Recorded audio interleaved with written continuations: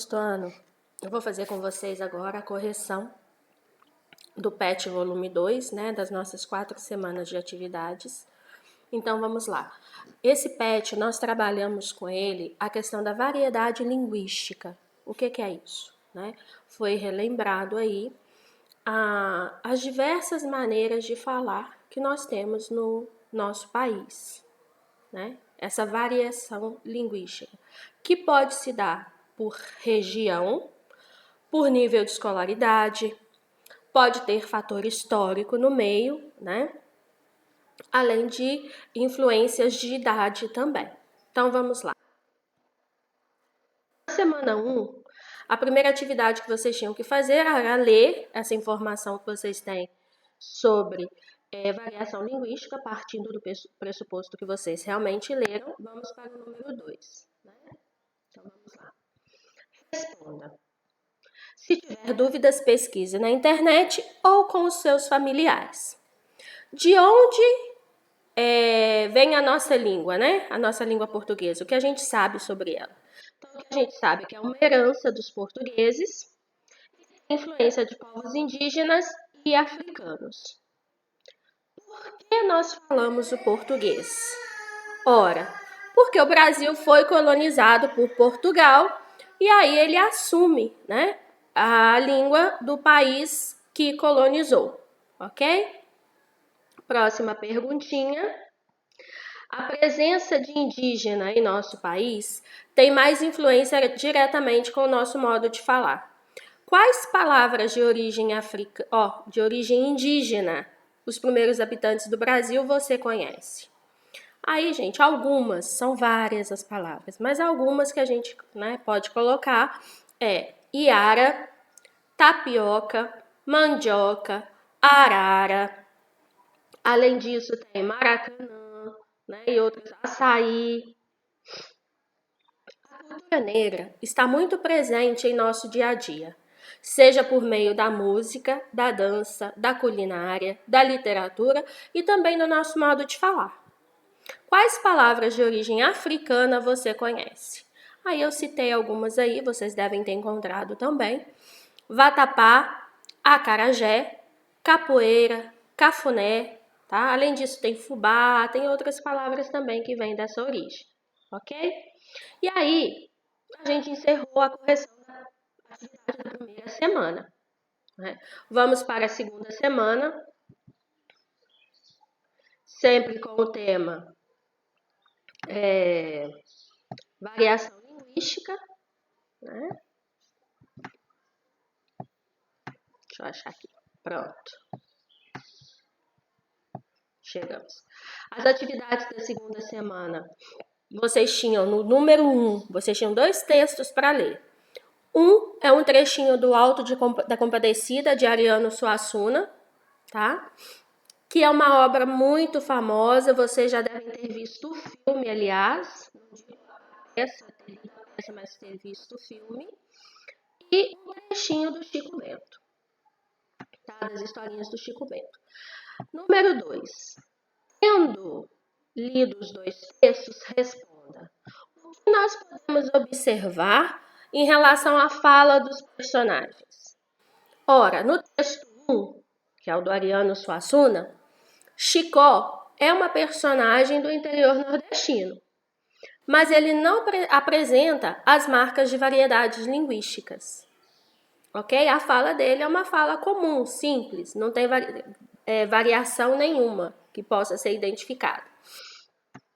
Já no Chico Bento, que é o texto 2, a gente percebe no Chico Bento, na fala dele, a representação das pessoas do interior, né?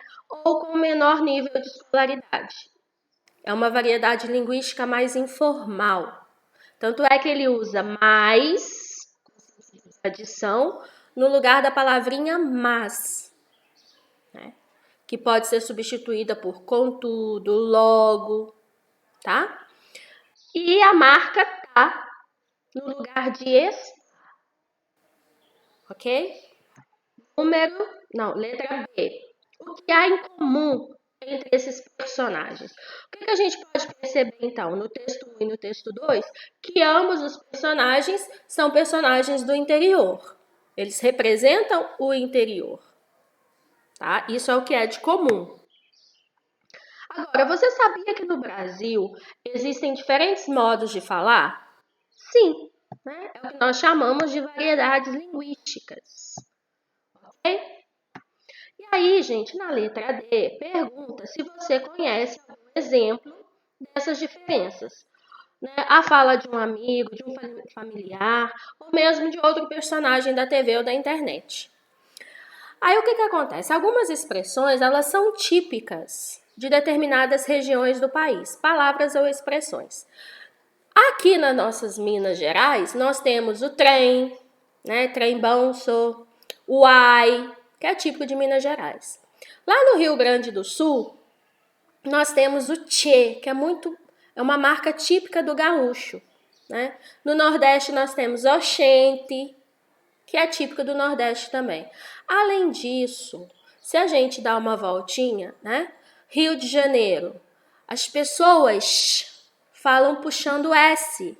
Isqueiro, escola, é um jeito típico de falar da região, né, do Rio de Janeiro. E algumas regiões mais próximas de Minas Gerais, que se aproximam muito de Minas, que vão copiar isso também. Ok? Aí a gente dá uma encerrada na segunda semana.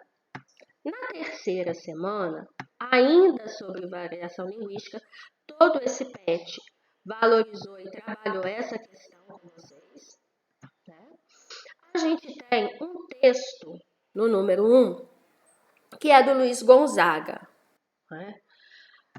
E pergunta para vocês se vocês conheciam Luiz Gonzaga. Eu lembro que eu mandei um videozinho e espero que vocês tenham assistido sobre quem era Luiz Gonzaga, né? Que é o rei do Baião, e que vocês explicassem o que vocês conhecessem dele. Então eu pus o que eu conheci, parte do que eu conheci, eu sei muito mais dele. Sim, eu já conhecia Luiz Gonzaga, é um grande cantor nordestino, né, autor de Asa Branca, para quem não sabe, é aquela música que diz: quando olhei a terra ardendo, qual fogueira de São João, eu perguntei a Deus do céu, ai, por que tamanha judiação? E assim vai, né? Luiz Gonzaga teve um filho, também cantor, muito conhecido, que é o Gonzaguinha. E existe existe um filme que fala de pai para filho. Conta a história dos dois. Os dois tinham uma história meio conturbada, de brigas, né? O pai veio tentar a vida, o Luiz Gonzaga veio tentar a vida no Rio de Janeiro e deixou o filho, Luiz Gonzaga filho, com os avós lá no Nordeste, ok? Mas é um filme muito bonito, quem tiver a oportunidade assista. Aí, em relação ao texto que foi colocado pra gente, qual o tipo de trabalho do personagem principal? Ora, pela maneira de falar, né? A gente pode ver aí no texto expressões como a terra seca e a sede de lascar. Então, por isso nós podemos perceber que é um trabalhador rural, gente. É ele que depende da terra molhada, da chuva para poder plantar e colher os frutos do seu trabalho. Então, é uma pessoa que é um trabalhador rural, que sofre, né, a luta do dia a dia de quem é agricultor, que sofre com a falta d'água e com as poucas condições para sustentar a sua família. Ok? Depois, pede para a gente retirar do texto, né, da música, as palavras que são reproduções escritas das formas usadas na oralidade, ou seja, eu reproduzi na escrita a forma como a pessoa fala. E presta atenção, sexto ano, tá? Que aqui fala as palavras. Uma, duas, três, pediu as, no caso, todas. Quem não colocou, faça a sua correção aí já, ok? Então, nós temos lascar, fio, pra, criar, óleo, natar, poder, sustentar, mostrar, essas mãos calejadas, trabalhar e viver. Todas as palavrinhas que são representações da oralidade, da forma como o personagem fala, devem ser colocadas aí. Na letra D, pede que a gente reescreva essas palavras de acordo com como elas aparecem lá no dicionário. Agora sim eu vou escrever o português, né, de acordo com a variedade padrão. Quais seriam? Como seria? Lascar, né? Olhos, trabalhar, filho, Natal, mostrar, para, poder, criar, sustentar, viver essas mãos calejadas, ok? Na letra E, por que o autor da música preferiu usar as formas que reproduzem a fala? O que a gente pode dizer aí? Primeiro, ele é nordestino e valoriza a sua cultura e o seu povo, né? E quando ele reproduz a forma de falar do povo do interior, do agricultor, ele faz uma aproximação com o povo leitor dele, que é o povo do Nordeste, o povo do interior sofrido, que sabe muito bem o que é a luta contra a seca, o que é tentar produzir, né, tentar colher alguma coisa num lugar onde a chuva é escassa, ok? Concluímos a terceira semana. Façam as correçõezinhas de vocês. Vamos para a quarta semana. Desculpa aí. Na quarta semana, nós tivemos 2 textos para analisar. Eu espero que vocês tenham tido a curiosidade aí de procurar essas músicas na internet, quem tem condições, né? Uma é uma música do Chops Saints, né, dos Mamonas Assassinas, um grupo que fez um estouro musical no Brasil na década de 90, mas assim como eles surgiram, eles foram embora num acidente de avião, né, morreram todos. E uma música do Projota, que é Em Volta da Fogueira, ok? Número 1 era ler o texto, número 2, análise dos contextos retratados pelas letras musicais. Então, que situação, letra A, que situação elas descrevem? No texto 1, Chops Sentes, né, vai falar de uma pessoa simples, pelo jeito de falar a gente sabe disso, né, que vai pela primeira vez ao shopping, ok? E ele se surpreende com as coisas que encontra lá. Acha algumas coisas estranhas, um tal de gergelim, né, no pão, mas no final ele gosta. Ele é uma pessoa que aproveita aquilo que ele está vivendo. Ele não tem reclamação. No texto 2, nós temos a situação de um personagem, de um morador de periferia da favela, né, ou da favela, que gostaria que os seus amigos e familiares tivessem condições de uma vida digna, que tivessem acesso aos bens de consumo, né, alimentação, uma boa casa, saneamento básico, desenvolvimento, justiça, educação, coisas que a gente sabe que no nosso Brasil tão diverso, nem todas as pessoas têm acesso a isso, tá? Letra B. Em que local acontece a cena? No texto 1, no shopping.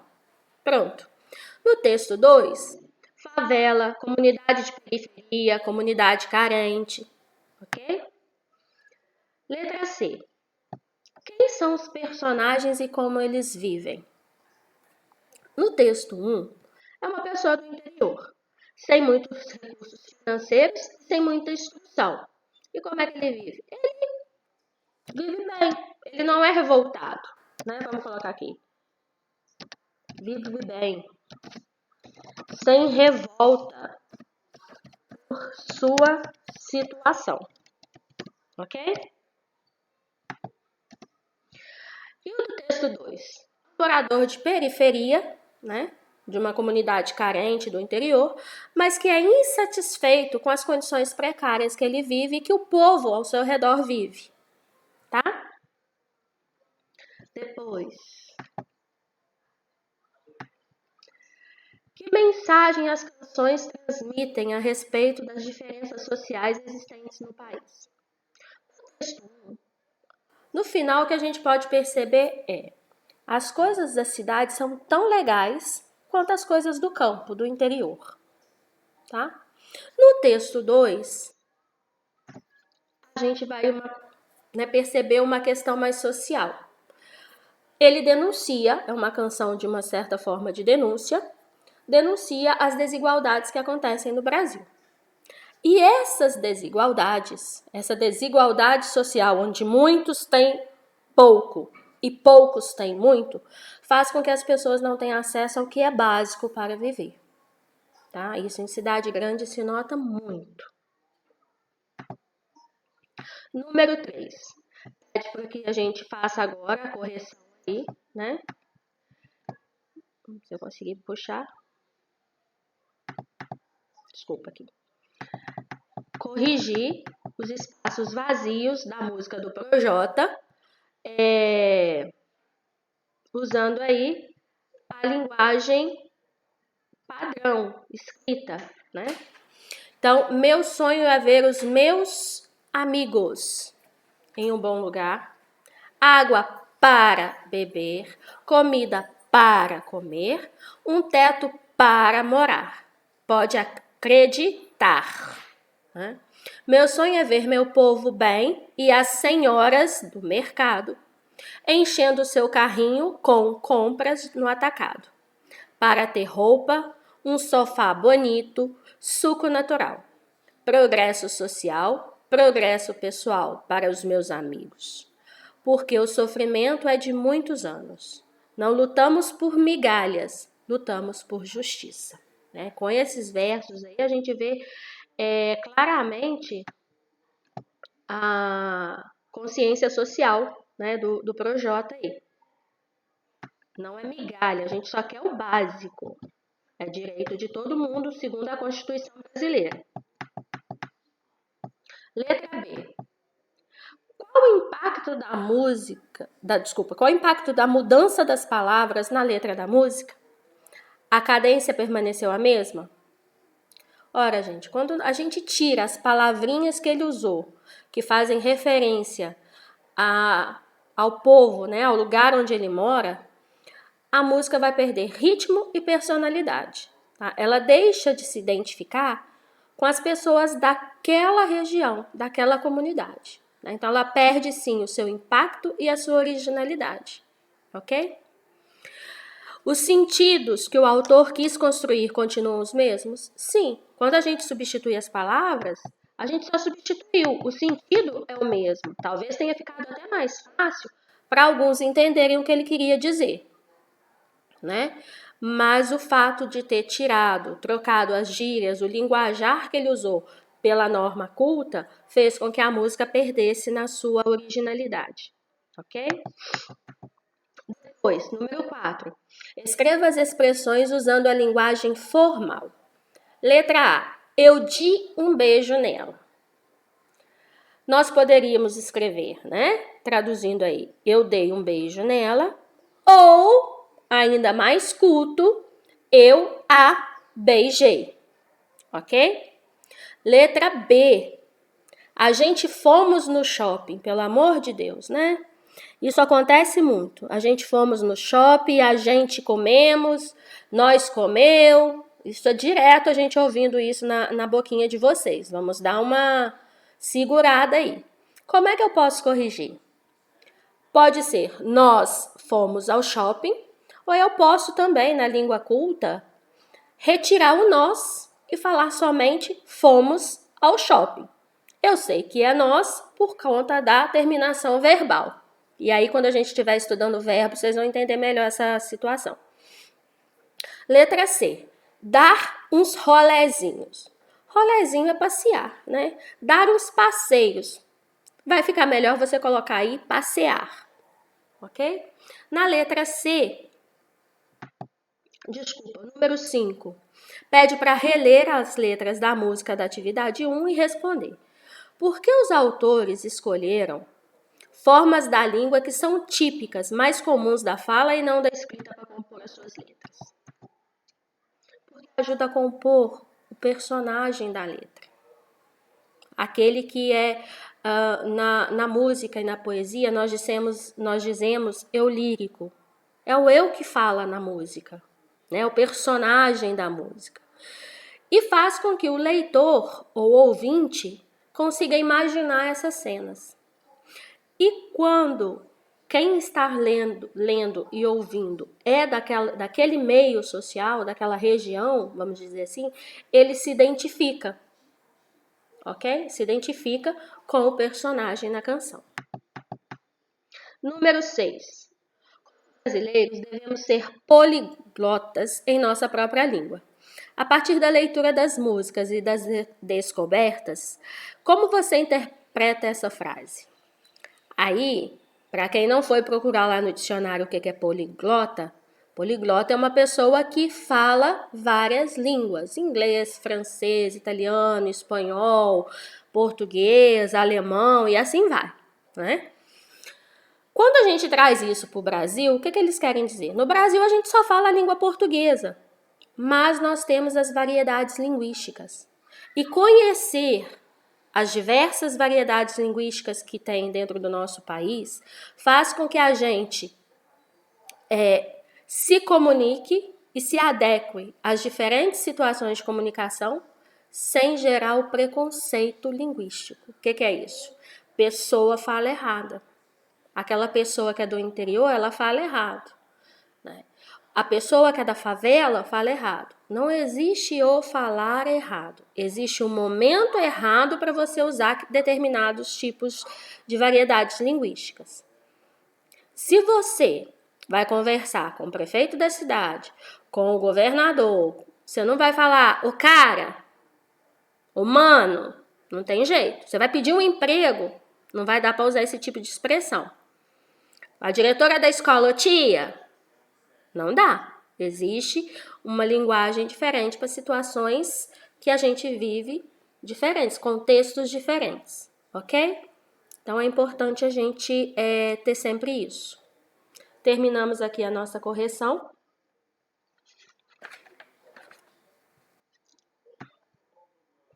E prepare-se para o PET 3.